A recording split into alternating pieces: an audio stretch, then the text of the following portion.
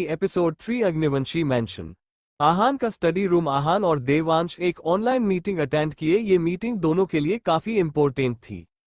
देवांश एक उबासी लेते हुए, यार मैं तो बहुत थक गया, अब मुझसे कोई काम नहीं होगा, आगे का तू देख ले। आहान फाइल चेक करते हुए, प्रोजेक्ट सिर्फ मेरा नहीं है, इसमें तू भी पार्टनर है, इसलिए चुपचाप फाइल रीड कर। देवांश मुंह बनाकर, तेरा कुछ नहीं हो सकता बोल फाइल चेक करने लगा। तभी आहान का फोन रिंग हुआ। आहान फोन रिसीव किया तो दूसरी तरफ से लकी बोला, बॉस आपने जो इन्फॉर्मेशन निकलने को बोला था वो काम हो गया। आहान, कल ऑफिस आ जाना बोल कॉल कट कर दिया। देवांश, क्या हुआ, किसका कॉल था? आहान, एंजल की कुछ इन्फॉर्मेशन मिली है। देवांश, इसका मतलब कल हम कंफर्म हो जाएंगे कि ईशा वो है या नहीं। कल मैं भी तेरे साथ चलूंगा। आहान, हम माया जी दोनों को डिनर के लिए बुलाने आए तो दोनों स्टडी रूम से निकल गए। देवांश नीचे चला गया। वही आहान ईशा को लेने उसके रूम में डिनर के लिए गया। डिनर करने के बाद सब अपने अपने रूम में चले गए। आहान भी ईशा को उसके रूम में लाकर मेडिसिन देकर सुला दिया। ईशा के सोने के बाद आहान ध्यान से उसके फेस को देखता रहा। उसके आंखों में कुछ अनकहे जज्बात थे जो कि सिर्फ ईशा के लिए था। ऐसे ही थोड़ी देर में वो भी ईशा के साथ सो गया। नेक्स्ट मॉर्निंग आहान और देवांश आज एक साथ आहान के ऑफिस आए। आहान का कैबिन। देवांश और आहान एक प्रोजेक्ट पर डिस्कशन कर रहे थे, तभी डोर पर नॉक हुआ। आहान अपने भारी आवाज में, कमिंग। कैबिन में लकी इंटर किया। पहले वो आहान और देवांश को ग्रिड किया, उसके बाद एक फाइल आहान के डेस्क पर उसके पास रख दिया। आहान उसको बोलने का इशारा किया तो वो बोलना स्टार्ट किया। लकी बॉस, माहेश्वरी फैमिली आज से 12 साल पहले एशिया की टॉप 5 कंपनी में से एक थी। अधीर माहेश्वरी कंपनी के 100 बने तो कंपनी 2 साल में ही टॉप पर आ गई। इनके बसीनेस आइडिया लोगों को काफी पसंद आते, इसी कारण इनके बहुत सारे दुश्मन भी बने, यहाँ तक कि कुछ अंडरवर्ल्ड के भी कुछ लोग अधीर माहेश्वरी के पीछे पड़े थे। लेकिन हमें अभी तक ये पता नहीं चला कि इनका कोई अंडरवर्ल्ड से कनेक्शन है या नहीं। कहीं ना कहीं इनके मौत में किसी अंडरवर्ल्ड के आदमी का भी हाथ है। देवांश सीरियस फेस के साथ, फैमिली की कोई इन्फॉर्मेशन मिली? लकी बॉस, अभी इनके फैमिली में इनके एक बड़े भाई महेश माहेश्वरी, उनकी पत्नी शीला माहेश्वरी और इनकी एक बेटी निशा माहेश्वरी है। और इनकी हिस्ट्री की बात करें तो महेश माहेश्वरी को राजवीर माहेश्वरी अधीर माहेश्वरी के पिता ने गोद लिया था। राजवीर माहेश्वरी और हेमा माहेश्वरी अधीर के माता पिता थे और इनकी मौत भी अधीर माहेश्वरी के मौत के 2 साल बाद एक एक्सीडेंट में हो गई। बॉस, माहेश्वरी फैमिली का अग्निवंशी फैमिली और रायजादा फैमिली से अच्छे कनेक्शन थे, लेकिन 12 साल पहले के एक्सीडेंट के बाद इनका कनेक्शन भी खत्म हो गया। बोल चुप हो गया। आहान अपने एक्सप्रेशनलेस फेस के साथ, आगे बोलो। लकी बॉस, हमें लगता है अधीर माहेश्वरी की एक और आइडेंटिटी है जो कि अभी तक बाहर नहीं आई है, और इनके एक्सीडेंट जितना सिंपल हम लोग समझते थे उतना है नहीं। बॉस, अधीर माहेश्वरी की इन्फॉर्मेशन किसी ने हाइड करके रखी है। हमने अपने बेस्ट टीम को इस केस पर लगाया है, लेकिन फिर भी हमें कुछ खास इन्फॉर्मेशन नहीं मिली। आहान, ठीक है, कोशिश करते रहो। और वो लड़कियों की तस्करी वाला मामला सॉल्व हुआ? लकी, यस बॉस, लड़कियों को शेफली उनके घर पहुंचा दिया है। आहान, जाओ बोला तो लकी कैबिन से चला गया। देवांश खुश होकर, आहान ये वही है जो हम समझ रहे हैं। तुझे पता है ना कि वो इसको कितने सालों से खोज रहा है। आई थिंक हमें उसको बता देना चाहिए। ये सुन आहान के एक्सप्रेशन चेंज हो गए। वो बोला, अभी किसी को भी एंजल के बारे में पता नहीं चलना चाहिए। अगर ये बाहर आए तो सबको पता चल जाएगा कि ईशानी माहेश्वरी जिंदा है, उसकी जान को खतरा हो सकता है। देवांश, तुम सही बोल रहे हो, लेकिन अब क्या करना है सोचा है तूने? क्योंकि हम ऐसे ही तो ईशा को बंद करके नहीं रख सकते हैं ना, उसको बाहर की दुनिया भी देखना होगा। आहान, ये तुझे आज रात तक पता चल जाएगा। थोड़ी देर बात कर देवांश अपने ऑफिस चला गया। वही आहान अपनी आंखें बंद किया तो उसे कुछ याद आने लगा। फ्लैशबैक। गार्डन में एक 14 साल का लड़का बैठा एक टक जमीन को घूर रहा था। उसके फेस पर कोई एक्सप्रेस नहीं था, लेकिन आंखों में एक दर्द और खालीपन था। वो ना जाने कितने टाइम तक वहां बैठा रहा, तभी उसे किसी छोटी बच्ची के हंसने की आवाज आई। आवाज सुन वो लड़का आवाज की दिशा में देखने लगा। वहां पर एक 4 साल की बच्ची जो दिखने में किसी डॉल की तरह थी। उसने एक पिंक कलर का फ्रॉक और व्हाइट कलर के शूज पहने थे। उसकी वो हरी आंखों में दुनिया जहां की मासूमियत थी। उसको देख आहान की फेस पर भी एक स्माइल आ गई। वो लड़की एक पप्पी के साथ खेल रही थी और पप्पी आहान के पीछे आकर छिप गया। लड़की क्यूट सा फेस बनाकर अपनी तोतली आवाज में, ताप, मेरे टॉमी को मेरे को दे दो। लड़का, तो आपके पप्पी का नाम टॉमी है? लड़की, हाँ, और ये मेरा बेस्ट फ्रेंड है, बोल स्माइल करने लगी। उसको स्माइल करता देख उस लड़के के फेस पर भी स्माइल आ गई। लड़का, लेकिन बेस्ट फ्रेंड्स तो बात करते हैं ना, लेकिन आपका टॉमी तो आपसे बात नहीं करता होगा। ये सुन लड़की सैड हो गई तो लड़का बोला कोई बात नहीं, क्या आप मुझसे दोस्ती करोगे? बोल एक चॉकलेट निकल लड़की को दिया। लड़की खुश होकर वो चॉकलेट ले ली और हाँ में सिर हिला दी। तभी वहां एक औरत आकर बोली, बेबी चलिए अब शाम होने वाली है। तो लड़की उस लड़के को बाय बोल उस पप्पी को उठाकर औरत के साथ वहां से चली गई। वो लड़का उस लड़की के जाते हुए डायरेक्शन में देखते हुए बोला, you are my little angel and I will always protect you. आज ना जाने कितने साल बाद उसके फेस पर एक स्माइल आई थी। Flashback and. आहान अपनी आंखें खोला फिर अपने काम पर लग गया। रात का टाइम, सब डाइनिंग टेबल पर बैठकर डिनर किए। वही ईशा पहले ही डिनर कर अपने रूम में सो रही थी क्योंकि उसको थोड़ी वीकनेस थी। सब हॉल में बैठे तो आहान बोला, मुझे आप सबको कुछ बताना है। बोल। जैसे ही अपनी बात बोला तो सबका मुंह खुला रह गया। आहान के बोलने पर कि उसे सबको कुछ बताना है। अरविंद जी बोले, ऐसा क्या बताना है आपको जो आप हम सबको एक साथ यहाँ पर बुलाए हो? आहान अपने एक्सप्रेशनलेस फेस के साथ बोला, मैं शादी कर रहा हूँ। ये सुन सबकी आंखें बड़ी हो गई। थोड़ी देर के लिए वहां एकदम शांति छा गई। उस शांति को खत्म करते हुए आयु और अवी की खुशी से चिल्लाने की आवाज आए, फाइनली भाई की शादी होगी, अब हम सब डांस करेंगे और बहुत एंजॉय करेंगे। फैमिली में सबके फेस पर आहान की बात सुनकर खुशी छा गई।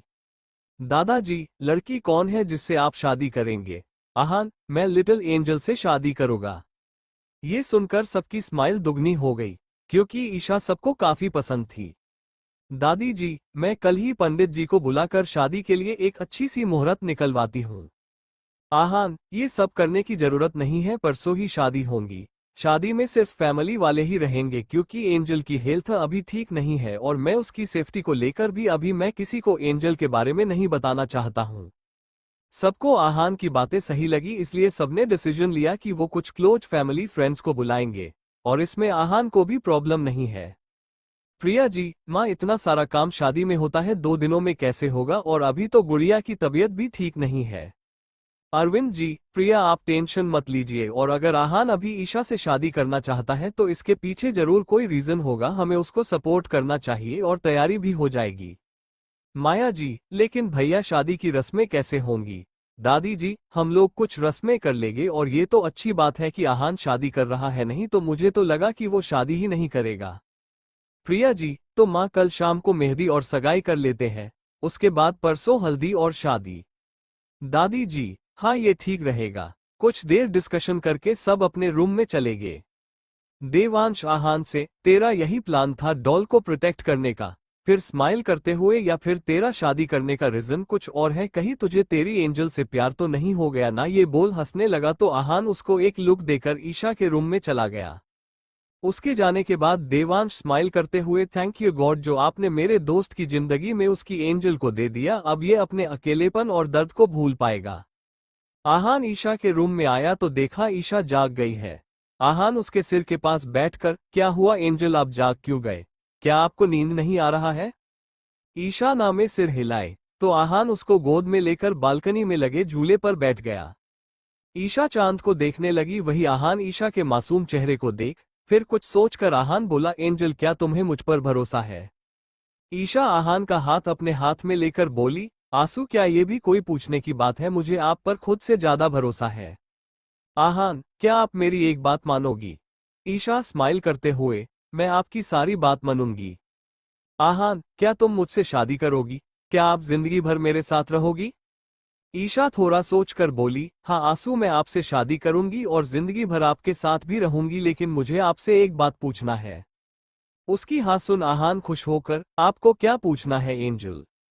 ईशा मासूमियत से, आंसू ये शादी क्या होती है और ये करते कैसे है? Pensive face. आहान ईशा की बात सुन पहले तो थोड़ा शॉक हुआ, फिर ध्यान से उसके फेस को देखने लगा जिस पर जवाब जानने की बेचैनी थी। आहान बोला, एंजल शादी एक लड़का और एक लड़की करते हैं, उसके बाद वो लोग जिंदगी भर एक दूसरे के साथ रहते हैं। अब आहान बेचारा बोलता ही क्या, उसको भी ज्यादा कुछ नहीं पता था शादी के बारे में, वो भी यही जनता था। ईशा खुश होकर, आंसू आपका मतलब शादी के बाद हम दोनों हमेशा एक साथ रहेंगे, हमें आपसे कोई अलग नहीं करेगा। आहान, हाँ मैं हमेशा आपके साथ रहूंगा और आपको प्रोटेक्ट भी करूंगा। ईशा, आंसू तो हम लोग शादी कब करेंगे? आहान, परसों हमारी शादी है लेकिन रस्में कल से स्टार्ट होंगी और आपको जो कुछ भी जानना होगा आप दादी से पूछ लेना। ईशा, हाँ बोली, उसके फेस पर एक प्यारी सी स्माइल थी। हमेशा आहान के पास, आहान के साथ रहने की उसको शादी के बारे में ज्यादा पता नहीं था, फिर भी वो खुश थी। आहान के फेस पर भी स्माइल आ गई, वो खुश था। ईशा को उससे शादी करने में कोई प्रॉब्लम नहीं है। थोड़ी देर बाद आहान ईशा को रूम में लेकर आया, फिर उसको सुला कर खुद भी सो गया। आज आहान दिल में एक सुकून था कि उसकी एंजल हमेशा के लिए उसकी हो जाएगी। नेक्स्ट मॉर्निंग आज सुबह से घर में चहल पहल थी। घर के सभी बड़े ये सोचने में लगे थे कि किसको बुलाना है और कैसे क्या करना है। वही बच्चों का ग्रुप जिसमें आज देवांश, अंश, समर और रॉकी भी आयु, अवी, विक्की के साथ मिल गए। सब शादी के लिए शॉपिंग पर जाने का प्लान बनाए। आहान ईशा को लेकर नीचे लाकर हॉल के सोफे पर बैठाया। सब पहले ही ब्रेकफास्ट कर चुके थे। वही आहान और ईशा भी रूम में ब्रेकफास्ट कर चुके थे। ईशा को देखकर अवी एक्साइटेड होकर, क्यूटी कल तुम्हारी शादी है तो तुमने सोचा कि तुम्हें कैसा ड्रेस चाहिए? तो ईशा ने नामे सिर हिलाए। अवी, ठीक है तो तुम हम लोग के साथ शॉपिंग पर चलो। आहान, तुम लोग जाओ, एंजल कहीं नहीं जाएगी क्योंकि वो अभी वीक है और आज रात को फंक्शन भी है तो उसको रेस्ट चाहिए। तो सबने हाँ बोल दिया क्योंकि सबको ईशा के कंडीशन का पता था। अभी ईशा से, क्यूटी तुम टेंशन मत लो, मैं तुम्हारे लिए भी शॉपिंग कर लूंगी। आहान, तुम लोग अपनी शॉपिंग कर लो, एंजल की सारी ड्रेस शाम तक आ जाएगी, अब तुम लोग जाओ। तो सब घर से बाहर चले गए। घर के बड़े भी काम में लगे थे तो ईशा अकेला फील कर थोड़ा सैड हो गई। उसको सैड देख आहान बोला, एंजल रूम में चलो, आज तुम जो बोलोगी वो मैं करूंगा। आहान की बात सुन ईशा की आंखों में चमक आ गई और वो भी हाँ बोल दी। ऐसे ही शाम हो गई और सब संगीत के लिए रेडी होने चले गए। शाम का वक्त, मैंशन को बहुत खूबसूरती से सजाया गया। हॉल के बीच में एक स्टेज बनाया गया। गेस्ट में सिर्फ अंश और देवांश की फैमिली को ही बुलाया गया था। आज किसी के फेस से स्माइल जा ही नहीं रही थी। ऐसा लगता जैसे कि बरसों की मुराद आज पूरी होने वाली हो। अंश के पापा का नाम विक्रम सिंह और उसकी मां विभा सिंह है। अंश के पापा एक बिजनेसमैन है। वही अंश को डॉक्टर बनना था इसलिए वो डॉक्टर बना, लेकिन वो अपने पापा के काम में भी हेल्प करता है। देवांश के पापा का नाम विवेक मेहरा और मां का नाम अलका मेहरा है। उसके पापा एक बिजनेसमैन और मां को सिंगिंग पसंद है। आज अभी एक रेड कलर का गाउन पहनी थी। फेस पर लाइट मेकअप और बालों का मैसी बन में वो काफी सुंदर लग रही थी। आयु ब्लू और विक्की व्हाइट कलर का सूट पहना था। वो दोनों भी हैंडसम लग रहे थे। अंश और देवांश ने भी ग्रे और डार्क ब्लू कलर का सूट पहना था। बॉयज का तो एक अलग ही ग्रुप था। आयु स्टेज पर आकर, गुड इवनिंग एवरीवन, आप सबको मेरे प्यारे भाई के एंगेजमेंट में आने के लिए वेलकम। तो ज्यादा देर ना करके बुलाते हैं आज रात के स्टार कपल को। तो वेलकम टू माय फेरी ईशा और मेरे भाई आहान अग्निवंशी। स्पॉटलाइट स्टैंड पर आया जहां आहान और ईशा एक दूसरे के साथ हाथों में हाथ डालकर खड़े थे। जहां ईशा के फेस पर एक प्यारी सी स्माइल थी, वही आहान बिल्कुल एक्सप्रेशनलेस था। ईशा आज एक गोल्डन एंड व्हाइट कॉम्बिनेशन का गाउन पहनी थी। उसके लंबे बालों को कलकर उसमें एक फ्लावर का कियारा लगाया था। साथ में लाइट मेकअप, आंखों में गहरा काजल में बिल्कुल वो किसी आसमान से आई परी लग रही थी। सबसे ज्यादा खास उसकी वो हरी आंखें और फेस की स्माइल थी। आहान आज एक ब्लैक 3 पीस सूट पहना था, वो भी आज कहर बरसा रहा था। उसका ऑरा आज भी वही था जो हमेशा रहता है। पार्टी हॉल में तो सब मंत्रमुग्ध हो उन्हें ही देख रहे थे। वो दोनों धीरे धीरे नीचे आकर स्टेज पर खड़े हो गए। तब सब होश में आए। आयु स्माइल करते हुए, तो शुरू करते हैं आज की एंगेजमेंट पार्टी, बोल नीचे चला गया।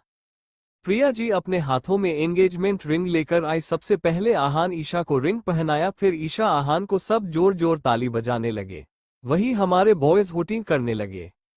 अंश और देवांश आहान को हक कर लिए, वही अभी ईशा को हक कर ली। ईशा के लिए ये सब नया था। वो तो बस आंखें फाड़े सबको देख रही थी, फिर भी उसके फेस की स्माइल जा नहीं रही थी। देवांश ईशा के सिर पर प्यार से किसकर, बच्चा आप खुश हो ना? तो ईशा हाँ में सिर हिला दी।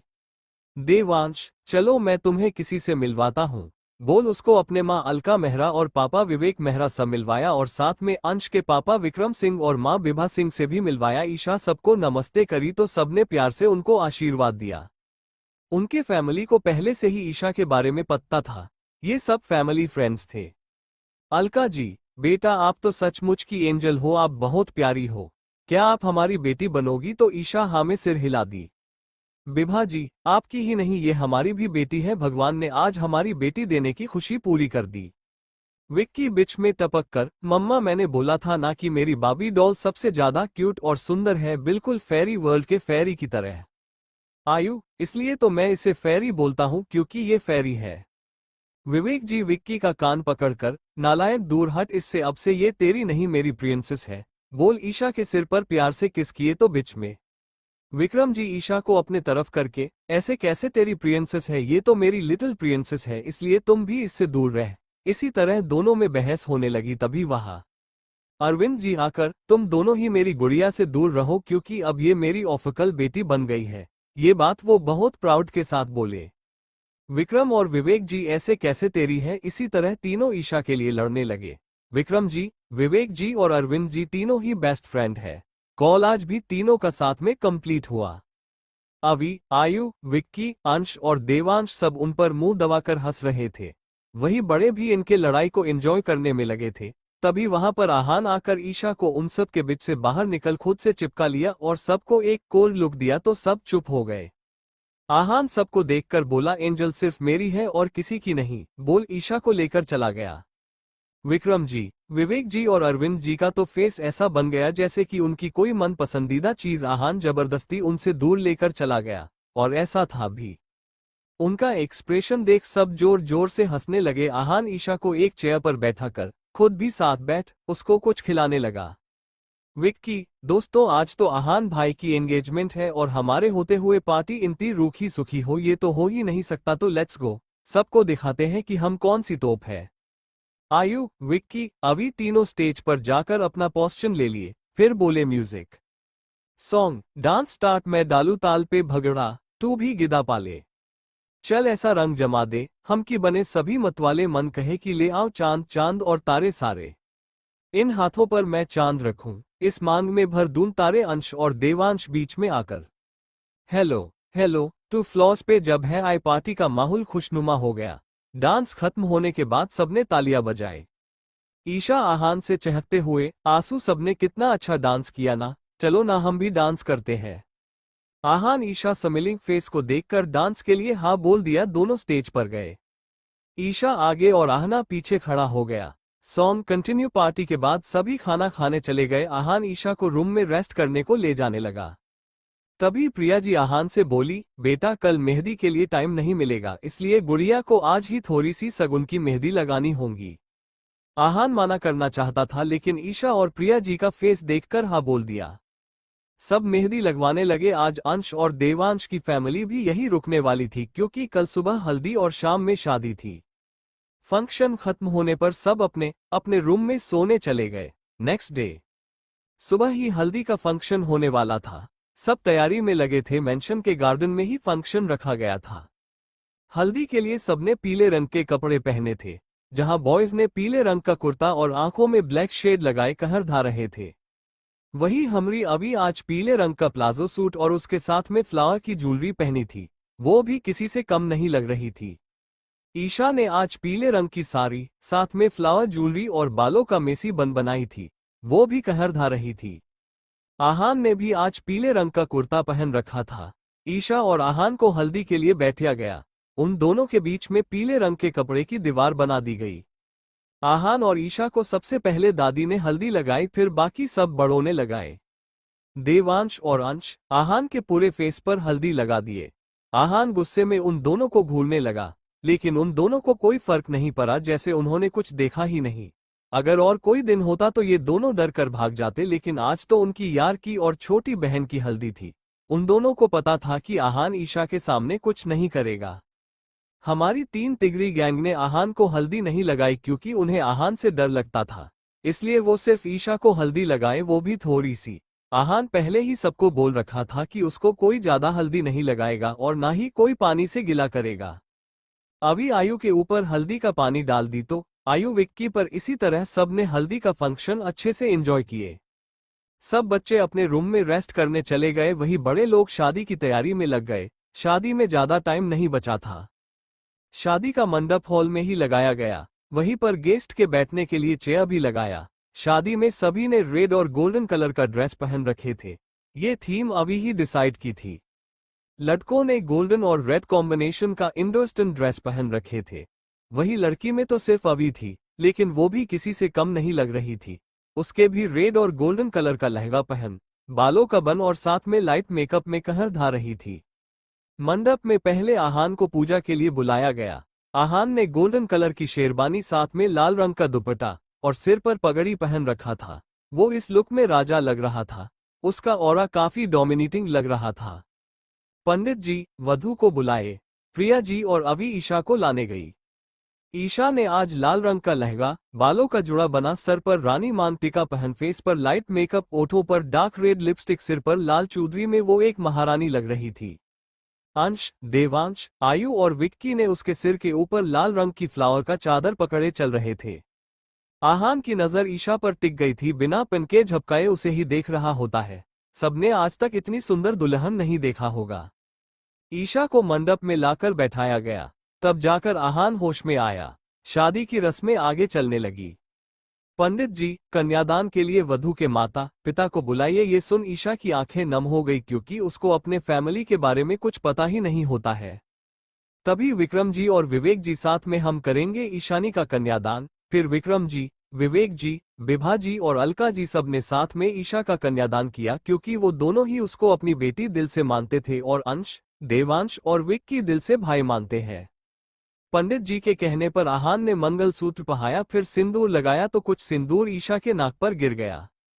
पंडित जी विवाह संपूर्ण हुआ। आज से आप दोनों पति पत्नी हुए। अब आप दोनों अपने बड़ों का आशीर्वाद लीजिए। आहान और ईशा ने सबका आशीर्वाद लिया। विक्रम ही अरविंद जी से, देख मैंने तुझे अपनी बेटी दी है तो उसका ख्याल खुद से ज्यादा रखना। मेरी बेटी को तुझसे शिकायत नहीं होनी चाहिए। विवेक जी, नहीं तो तेरी हड्डियां बूढ़ी हो गई है, अगर इस उम्र में टूटी तो जुड़ नहीं पाएगा। आगे तू समझदार है। अरविंद जी अपनी आंखें छोटी कर, तू मुझे धमकी दे रहा है। विवेक जी, तुझे कोई शक है? तो सब हंसने लगे। अरविंद जी स्माइल करते हुए, ईशा मेरी बहू नहीं बेटी है, और इसका ध्यान तो मैं अपने बच्चों से भी ज्यादा रखूंगा। देवांश आहान से, मुझे पूरा यकीन है कि तू बाबी डॉल का ध्यान सबसे ज्यादा अच्छे से रखेगा, लेकिन तुझसे एक रिक्वेस्ट है कि तू उसके सामने अपना गुस्सा कंट्रोल करना। वो अभी बच्ची है। इसी तरह शादी का फंक्शन कंप्लीट हो गया।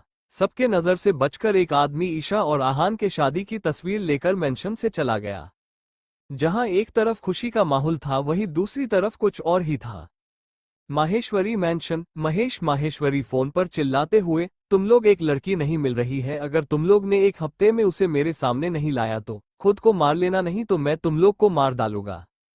शीला जी, आप इतना क्यों टेंशन ले रहे हैं? अब तक वो मार गई होंगी। ऐसे भी उसकी हालत ठीक नहीं थी। ऐसे भी उसकी सारी प्रॉपर्टी हमारी ही होगी। महेश जी गुस्से में, तुम्हें अभी भी प्रॉपर्टी की पड़ी है। तुम्हें नहीं पता है कि वो किसकी बेटी है? वो लड़की किसी भी प्रॉपर्टी से ज्यादा इम्पोर्टेंट है। अगर उस शैतान को पता चला कि लड़की भाग गई है, तो वो हम सबको मार देगा। तुम्हें पता है ना वो क्या कर सकता है? शीला जी का एक पल के लिए रूह कौंप गया उस इंसान के बारे में सोचकर। फिर वो बोली, उसको कैसे पता चलेगा कि वो लड़की मरी या जिंदा है? महेश जी, उससे हम कुछ नहीं छुपा सकते हैं। मैं तो उसे सिर्फ प्रॉपर्टी के लिए जिंदा रखना चाहता था, लेकिन मुझे नहीं पता कि वो शैतान उसको जिंदा क्यों रखना चाहता है। जरूर इसके पीछे बहुत बड़ा रीजन है। यहाँ पर जिस लड़की की बात हो रही है वो ईशानी माहेश्वरी खानदान की एकलौता वारिस है। तभी वहां पर एक 23-24 साल की लड़की आई, जिसने एक शॉर्ट ड्रेस पहन रखी थी। उसकी आवाज सुनकर महेश और शीला चुप हो गए। उसके फेस पर ही घमंड दिख रहा होता है। शीला जी स्माइल के साथ, निशा बेटा, तुम तो अपने दोस्तों के साथ ट्रिप पर जाने वाली थी ना? निशा, यस मॉम, जाने वाली हूँ, बट अभी मुझे शॉपिंग पर जाना है। डैड, मुझे अपना क्रेडिट कार्ड दीजिए। महेश अपना कार्ड अपनी बेटी को दे दिए तो वो वहां से चली गई। अग्निवंशी मैंशन। आहान और ईशा के शादी की सारी रस्में हो चुकी थी। अंश और देवांश की फैमिली अपने अपने घर जा चुके थे। अंश और देवांश आज रात यही रुकने वाले थे, क्योंकि कल उनको ईशा को अपने साथ पगफेरे की रस्म के लिए ले जाना था। आहान को कुछ काम आ गया, इसलिए वो स्टडी में चला गया। Study room. आहान, देवांश और अंश के साथ मिलकर एक प्रोजेक्ट पर डिस्कस करते हैं, क्योंकि ये प्रोजेक्ट उनके कंपनी के लिए जरूरी था।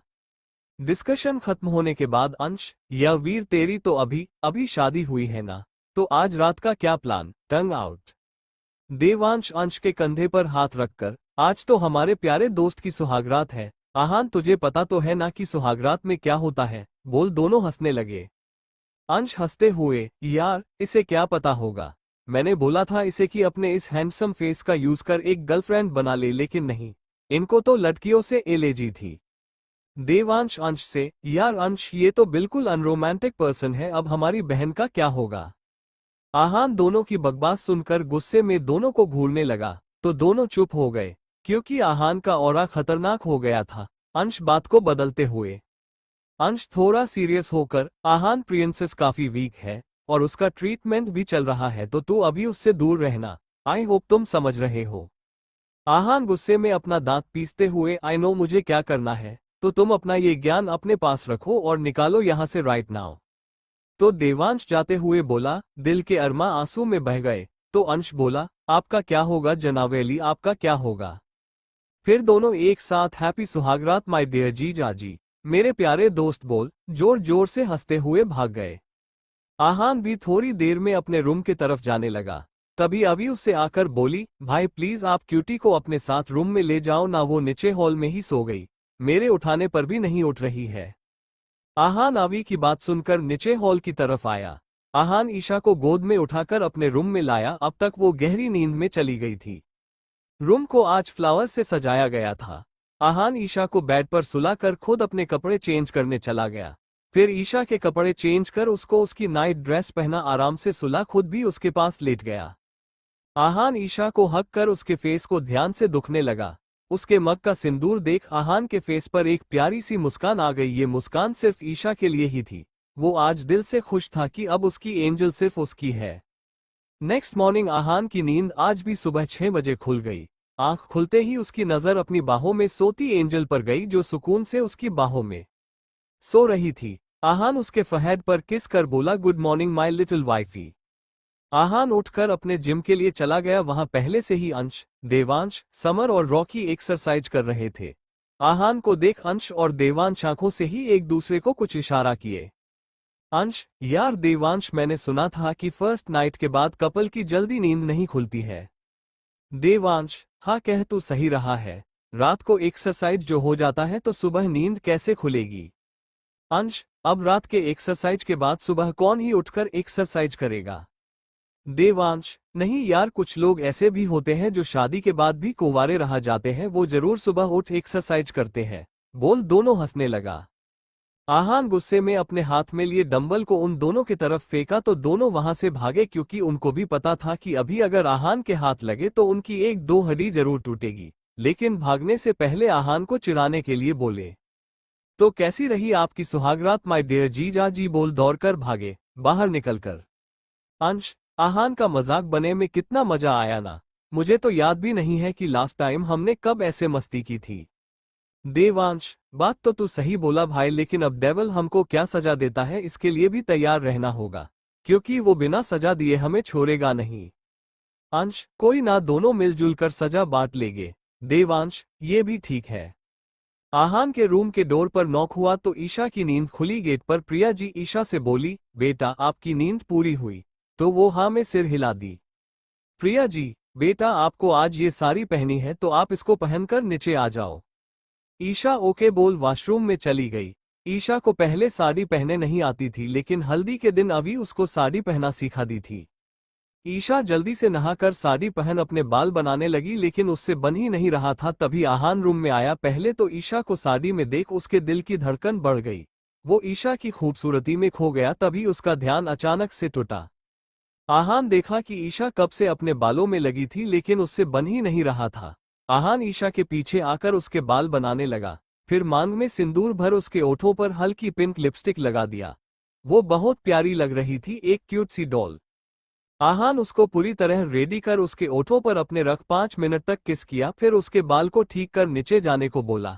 ईशा के जाने के बाद खुद रेडी होने चला गया। नीचे आकर ईशा ने पहले सबका आशीर्वाद ली। फिर दादी जी बोली, बड़ी बहू तुम गुड़िया को हलवा बना सिखा दो, उसकी आज पहली रसोई है, तुम उसके पास ही रुककर उसकी हेल्प करना। प्रिया माँ बोल ईशा के साथ किचन में चली गई। सब डाइनिंग टेबल पर बैठ ब्रेकफास्ट कर रहे थे, तभी ईशा सबको अपने हाथों का बना हलवा परोसी। वो आज पहली बार खाना बनाई थी। हलवा टेस्ट करने के बाद सबने उसकी खूब तारीफ की और उसको गिफ्ट भी दिए। अंश ईशा को एक लैपटॉप दिया, विक्की एक गिटार, देवांश एक फोन, और सबने भी बहुत कुछ दिया। देवांश दादी से, दादी मैं बाबी डॉल को अपने साथ ले जाता हूँ, मॉम डैड इंतजार कर रहे होंगे। दादी जी ठीक है, कल आहान गुड़िया को लेने चला जाएगा। आहान दादी मैं शाम को ही एंजल को लेकर चला आऊंगा। अंश तू चुप कर, आज रात हमारी प्रिंसेस हमारे साथ रहेगी। दादी भी अंश का सपोर्ट की तो आहान भी कुछ नहीं बोल पाया। अभी भाई मैं भी आपके और क्यूटी के साथ चलूं। देवांश ये क्या पूछने वाली बात है, तुम भी चलो। तो आयु मैं भी चलूंगा। आखिर में ईशा के साथ आयु और अभी भी गए। विक्की तो अंश और देवांश के साथ पहले से ही जाने वाला था। आहान अपने ऑफिस चला गया तो बाकी सब देवांश के मेंशन के लिए निकल गए। देवांश का मेंशन भी काफी बड़ा था, लेकिन आहान से कम। देवांश की गाड़ी गेट के पास रुकी। ईशा जैसे ही कार से बाहर अपने कदम रखी तो उसका पैर गुलाब के पंखुड़ी पर पता। कार से मेंशन के गेट तक फूलों से सजाया गया था। मेंशन को भी सजाया गया था, और हो भी क्यों ना, मेंशन की प्रिंसेस जो आई है। मेन गेट पर विक्रम जी और अलका जी खड़ी थे, उनके साथ में विवेक जी और विभा जी भी खड़ी थी। अलका जी अपने हाथ में ली थाली से ईशा को आरती की। ईशा की आरती कर उसको घर में लाए। घर में आते ही विक्रम और विवेक जी तो उसको छोड़ ही नहीं रहे थे, तभी विभा जी और अलका जी उन दोनों से ईशा को अलग कर अपने साथ लेकर चली गई। सबने उसको पूरा मेंशन दिखाया, फिर रेस्ट करने के लिए देवांश उसको एक रूम में छोड़ दिया जिसका पूरा डिजाइन प्रिंसेस स्टाइल में था। ये रूम देवांश ईशा के लिए पहले ही बनवाया था, क्योंकि उसको हमेशा से बहन चाहिए था। ईशा के भैया बोलने पर उसको बहन मिल गई थी। अंश के घर में भी अंश ने ईशा के लिए एक रूम डिजाइन करवाया है, क्योंकि वो दोनों ईशा से बहुत प्यार करते थे। न्यूयॉर्क एक 15 मंजिला बिल्डिंग के टॉप फ्लोर पर बने एक कैबिन में एक 27-28 साल का लड़का, जो दिखने में किसी हीरो से कम नहीं, 6 feet height, fair skin, face पर हल्के सी दाढ़ी, भूरी आंखें जिसमें एक अलग ही आग दिख रहा था।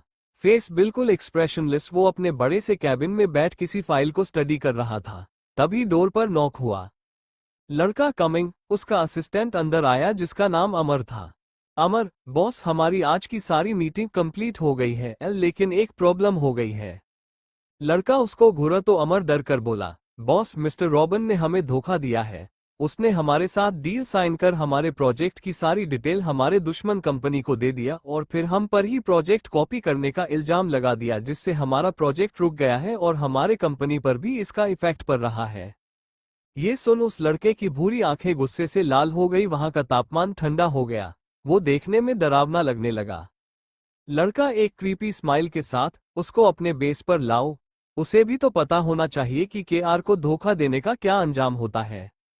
अमर यस बॉस बोल कैबिन से बाहर निकल किसी को कॉल कर कुछ बोला, फिर अपने काम पर लग गया। शाम का समय, एक ब्लैक कार शहर के आउटर साइड में बने एक विला के अंदर गई। इस विला के आसपास सिर्फ जंगल और समुद्र था। विला के नाम प्लेट पर केआर विला लिखा था। कार आकर विला के मेन गेट पर रुकी तो पहले गाड़ी से बाहर अमर निकाल, पीछे का डोर ओपन किया तो कर कार से बाहर निकाला। उसके फेस पर एक मास्क लगा था। केआर कार से बाहर निकल विला के गार्डन से होकर बैक साइड में गया। वहां से वो अंडरग्राउंड बने अपने बेस पर गया। अभी उसके फेस पर मास्क लगा था। ये जगह कर का बेस था जहां वो अपने माफिया वाला काम करता था। किसी को मरना हो या कैद करना सब अंडरग्राउंड बेस में ही होता था। केआर अंदर आकर एक सोफे पर बैठ गया। अमर भी उसके पीछे खड़ा हो गया। केआर अपने उंगली से कुछ इशारा किया तो एक गार्ड एक आदमी को लगाए जिसकी हालत कुछ थी। आदमी जैसे ही अपने सामने बैठे केआर को देखा तो वो डर से कपने लगा। करते क्रूएल माफिया को कौन नहीं जानता है। केआर की वो भूरी आंखें देख वो डर से कांपने लगा। वो आदमी जिसका नाम रॉबिन था, वो डरते हुए, केआर मैंने कुछ नहीं किया है, प्लीज मुझे छोड़ दो, मैं तो कभी आपसे मिला भी नहीं हूं, तो आपने मुझे क्यों पकड़ा है। केआर अपने फेस पर क्रीपी स्माइल लाकर डार्क ऑरा के साथ, केआर को धोखा और धोखेबाज से नफरत है और तुम दोनों तो दोनों ही गुनाह कर दिया है, तो अब सजा मिलना चाहिए ना। रॉबिन डरते हुए हाथ जोड़कर, मैंने कुछ नहीं किया है, प्लीज मुझे जाने दो। केआर अपना मास्क निकाला। जैसे ही रॉबिन कर का फेस बिन मास्क के देखा तो अपना 2 कदम पीछे ले लिया। उसके फेस पर डर से पसीना आ गया और उसके मुंह से एक नाम निकाला, किया रंधावा। KR हंसते हुए, अब तुझे समझ आया कि क्या गलती थी तेरी। रॉबिन, मिस्टर रंधावा, मैंने वो सब जानबूझकर नहीं किया था, उन लोगों ने मुझे ब्लैकमेल किया था, प्लीज मेरा विश्वास कीजिए। ये सुन के आर जोर जोर से हंसने लगा। वहां जितने लोग थे वो डर से कपने लगे। फिर अचानक वो बोला, तेरी कौन सी गलती बताओ, लीगल या फिर इनलीगल? क्या लड़कियों को बेचना तुम्हारी मजबूरी थी, या ड्रग को कॉलेज में बेचना? चलो ये सब छोड़ो। 18 साल की बच्चियों का रेप कर मार देना भी तुम्हारी मजबूरी थी। फिर गुस्से से उसके फेस के पास अपना फेस कर, तुझ में बहुत आग है ना, आज तुझे पता चलेगा कि जब कोई जबरदस्ती करता है तो कैसा दर्द होता है, आज तो उससे 100 गुना ज्यादा दर्द सहेगा। रॉबिन अब समझ गया था कि उसको अब कोई नहीं बचा सकता है, वो बस कम दर्द वाला मौत ही मांग सकता था।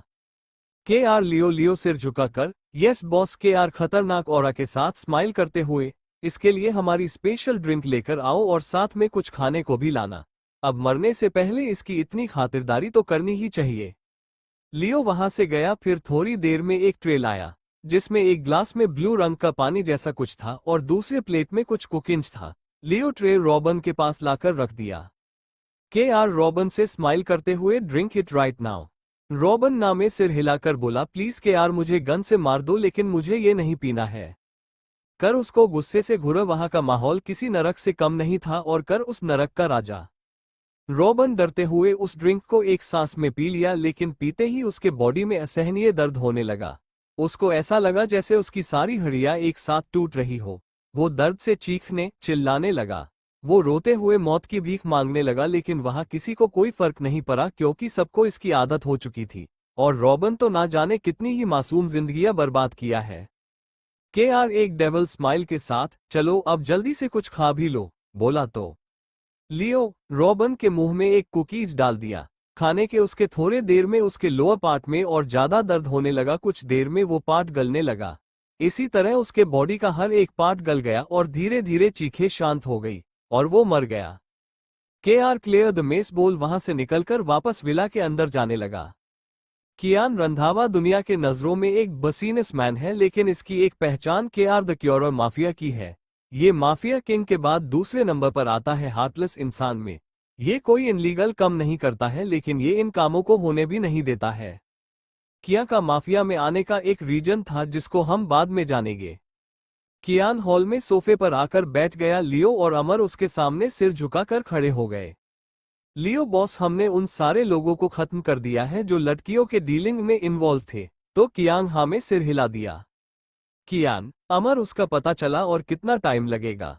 अमर, बॉस, हमारे लोगों ने बताया है कि 12 साल पहले वाले एक्सीडेंट में उनको चोट लगी थी, लेकिन वो जिंदा थी। किसी ने उनके जिंदा होने की सारी सबूत मिटा दिया है। इसके पीछे जरूर कोई पावरफुल आदमी है, लेकिन कुछ दिन पहले हमें पता चला है कि वो 1 साल पहले मुंबई में ही थी। शायद अभी भी वो वही हो। KR, जल्द ही यहाँ का काम खत्म कर मुंबई में ऑफिस सेटअप करवाओ, हमें जल्द से जल्द मुंबई जाना है। अमर, ओके बॉस बोल लियो के साथ वहां से चला गया। कियान अपने हाथ में एक फोटो लेकर, आप कितना इंतजार करवाओगी, प्लीज अब मिल जाओ ना, अब और इंतजार नहीं होता हमसे। रात का समय, देवांश का घर, सब डिनर कर रहे थे, तभी डोर बेल बजा। एक सर्वेंट दरवाजा खोला तो आहान घर के अंदर आया। आहान को देख जहां सब बड़े खुश थे, वही हमारे 3 तिगरी गैंग, साथ में अंश और देवांश का मुंह बन गया क्योंकि उनको ईशा के साथ और समय बिताना था। उन लोग ने तो नाइट का भी प्लान बनाया था, लेकिन अब आहान के होते हुए पॉसिबल नहीं था। सब डिनर करने के बाद थोड़ी देर गार्डन में वॉक करने लगे और सब आपस में बात भी करने लगे। थोड़ा ही टाइम हुआ तो आहान सबको अपने रूम में जाने को बोला। किसी का जाने का मन नहीं था, लेकिन आहान के डर से सब वहां से अपने रूम में चले गए। मूड ईशा का भी खराब हो गया क्योंकि उसको भी सबके साथ मजा आ रहा था। आहान उसको गोद में उठाकर अपने रूम में लाया। देवांश के मेंशन में भी आहान का एक पर्सनल रूम था, देवांश का घर। आहान के बोलने पर सब गार्डन से चले गए। सबके जाने के बाद आहान ईशा को गोद में लेकर अपने रूम में आया। देवांश के मेंशन में भी आहान का एक रूम था। ईशा अभी भी आहान से गुस्सा थी क्योंकि उसको सबके साथ खेलने और बात करने में मजा आ रहा था, लेकिन आहान उसको बिना मर्जी रूम में ले आया। आहान रूम में लाकर ईशा को सोफे पर बिठाकर खुद क्लोजेट में अपने कपड़े चेंज करने चला गया। ईशा गुस्से में आहान से मुंह फुलाकर बैठ गई। आहान अपने कपड़े चेंज कर ईशा का नाइट सूट लेकर आया। आहान ईशा को उसका नाइट सूट देते हुए, एंजल, जाकर अपने कपड़े चेंज कर लो, आहान की बात सुन पहले तो ईशा आहान को गुस्से में घुरी, फिर आहान के हाथ से अपना नाइट सूट लेकर पैर पटक बाथरूम में चेंज करने चली गई। ईशा गुस्से में और भी क्यूट लग रही थी, उसके गाल और नाक लाल हो गए थे। आहान का तो मन उसके दोनों गालों पर किस करने का करता है, लेकिन वो कंट्रोल कर लिया। आहान के फेस पर छोटी सी स्माइल आ गई ईशा को गुस्से में जाता देख। ईशा आज पहली बार आहान से गुस्सा हुई थी। आहान सोफे पर बैठ अपने लैपटॉप में कुछ बचा हुआ काम करने लगा। ईशा चेंज कर रूम में आए तो उसकी नजर आहान पर गई, जो कि अपने काम में बिजी था। उसको काम करता देख ईशा का गुस्सा और बढ़ गया। ईशा ने अभी पिंक कलर का टी शर्ट और शॉर्ट्स पहन रखी थी, जिसमें वो क्यूट लग रही थी। ईशा एक नजर गुस्से में आहान को देखी, फिर जाकर बेड पर बैठ गई। आहान ईशा की आहट महसूस कर अपना काम बंद कर बेड पर ईशा के पास आकर उसको हग करने लगा, तो ईशा गुस्से में उसको खुद से अलग कर दी। आहान पहले तो ईशा को घूरा, फिर उसका गुस्सा समझ स्माइल करते हुए, वाइफी क्या तुम अभी भी मुझसे गुस्सा हो? ईशा पहले आहान को गुस्से में घूरी, फिर आहान से बोली, आंसू आप बहुत बुरे हो। हमें कितना मजा आ रहा था गार्डन में सबके साथ, लेकिन आप मुझे वहां से रूम में लेकर आ गए। अब मैं आपसे गुस्सा हूं और आपने मुझे मनाया भी नहीं। बोल आहान से मुंह फेर ली। उसका वो फुला हुआ मुंह देख आहान को हंसने का मन करता है, लेकिन वो खुद को कंट्रोल करता है।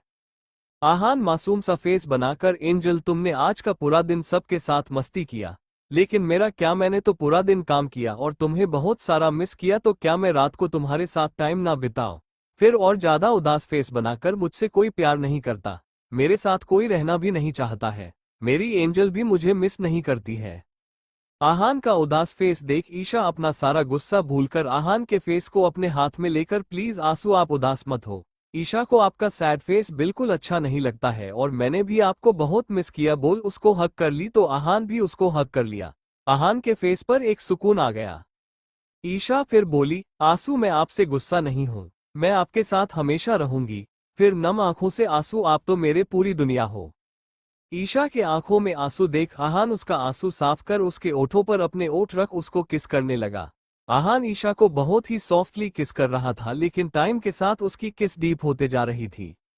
आहान ईशा को किस करते हुए उसको बेड पर लेटा कर खुद उसके ऊपर आ गया। आहान का एक हाथ ईशा के टी शर्ट के अंदर उसके कमर को सहलाने लगा और दूसरा हाथों गर्दन पर था। आहान का हाथ अपने कमर पर महसूस कर ईशा के बॉडी में एक कर्ट सा लगा, फिर उसका हाथ खुद ही आहान पर कंधे पर आ गया। ईशा के लिए यह एहसास नया था। उसके पेट में तो बटरफ्लाई उड़ रहे थे।